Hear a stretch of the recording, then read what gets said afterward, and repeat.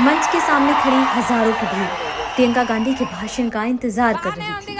इसी बीच जैसे ही प्रियंका मंच पर पहुंचती हैं, उनकी पहली बातचीत और पहली मुलाकात बेहद युवा इस महिला नेता से होती है, जो हाथ में माइक थामे प्रियंका गांधी का इंतजार कर रही थी। तभी प्रियंका मंच पर पहुंचते ही पहला सवाल भी इसी युवा महिला नेता से पूछती है, और सवाल ये कि क्या आप यहाँ से उम्मीदवार हैं? और इसके बाद जवाब सुनते ही महिला उम्मीदवार के कंधे पर हाथ रखकर सामने खड़ी भीड़ का हाथ हिलाकर अभिवादन करने लगती है। लेकिन इस बातचीत से आप ऐसा मत समझिए कि प्रियंका गांधी इस महिला उम्मीदवार को पहचानती नहीं थी। प्रियंका गांधी 26 साल की कांग्रेस महिला उम्मीदवार को पहचानती थी, और उनकी सास झांसी रेड्डी को भी। तो इस सियासी जलेबी को थोड़ा और आसान भाषा में समझने से पहले प्रियंका गांधी के भाषण का ये हिस्सा सुन लीजिए। आपको आधी कहानी खुद पर खुद समझ आ जाएगी और बाकी आधी कहानी हम समझा देंगे। जब यशस्विनी जी बोल रही थी तो मैं झांसी जी के पास बैठी थी, तो मैंने पूछा आपकी बेटी है या आपकी डॉटर इन लॉ है? तो झांसी जी ने बोला ये मेरी बेटी जैसी है, और कम ही ऐसी सास बहू दिखती है जिनमें इतना प्यार है।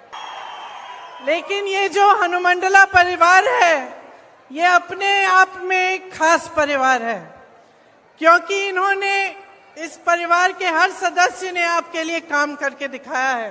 वोट देने जब जाओगे तो भारी से भारी बहुमत से यहाँ के उम्मीदवार को जिताओ, ताकि ये आपके लिए काम करके दिखा पाए। दोनों साथ में आपके लिए काम करेंगी, दोनों आपको ये दिखाएंगी कि सच्चा नेता कैसा होता है, और आपको नहीं भूलेंगी, आपके लिए दिन रात काम करेंगी। तो सास बहू की आधी सियासी कहानी तो आपने प्रियंका गांधी की जुबानी सुन ली, और अब इस सियासी कहानी का आधा हिस्सा हम आपको बता देते हैं।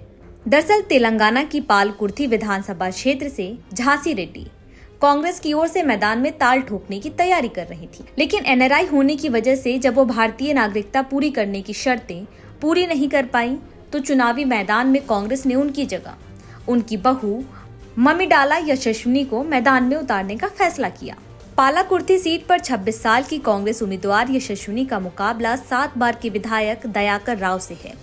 यशस्विनी का दावा है कि वो चुनाव सिर्फ पद के लिए नहीं लड़ रही, बल्कि चुनाव जीतने के बाद वो अपना विधायक का वेतन जनता को समर्पित कर देंगी। अब सास बहू की जोड़ी मिलकर 7 बार के बीआरएस के विधायक दयाकर राव को कैसे मात देती हैं, ये देखना होगा।